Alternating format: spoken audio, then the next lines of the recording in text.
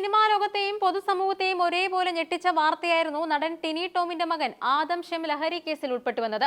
ഒരു പിതാവ് എന്ന നിലയിൽ തന്റെ മകൻ ലഹരിയുടെ കെണിയിൽ വീഴാതിരിക്കാൻ അത്രമേൽ ജാഗ്രത പുലർത്തിയിരുന്ന വ്യക്തിയായിരുന്നു ടിനി ടോം. മുമ്പൊരിക്കൽ വികാരാധീനനായ അദ്ദേഹം പറഞ്ഞ വാക്കുകൾ ഇന്നും മലയാളികളുടെ കാതുകളിലുണ്ട്. എന്റെ മകനെ ലഹരി ഭയന്നാണ് ഞാൻ സിനിമയിലേക്ക് വിടാത്തത്. എന്നാൽ തന്റെ മകനെ സുരക്ഷിതമായി വളർത്താൻ അദ്ദേഹം എടുത്ത മുൻകരുതലുകൾ പോലും ലഹരി മാഫിയയുടെ ചതിക്കുഴികൾക്ക് മുന്നിൽ പരാജയപ്പെട്ടുവെന്നതാണ് തൃപ്പൂണിത്തുറയിൽ നടന്ന അറസ്റ്റ് സൂചിപ്പിക്കുന്നത്. ഈ സംഭവത്തെ വെറും ഒരു ട്രോൾ വിഷയമായി കാണുന്നവർ ഒരു വലിയ സാമൂഹിക വിപത്തിനെയാണ് അവഗണിക്കുന്നത്. ലഹരി എന്നത് ഇന്ന് നമ്മുടെ വീടിന്റെ ഉമ്മറപ്പടിയിൽ വരെ എത്തി നിൽക്കുന്ന ഒരു ഭീകര ജീവിയായി മാറിയിരിക്കുന്നു. തൃപ്പൂണിത്തുറ ഹിൽ പാലസ് പോലീസ് നടത്തിയ രാത്രികാല പെട്രോളിംഗിനിടെയാണ് ആദമിനെയും സുഹൃത്തുക്കളായ അമിത് ജോർജ്, കാർത്തിക് എന്നിവരെയും കഞ്ചാവുമായി പിടികൂടുന്നത്. സ്വന്തം ആവശ്യത്തിനായി കൈവശം വെച്ചതാണ് മയക്കുമരുന്ന് എന്ന് ഇവർ സമ്മതിച്ചതായാണ് റിപ്പോർട്ടുകൾ.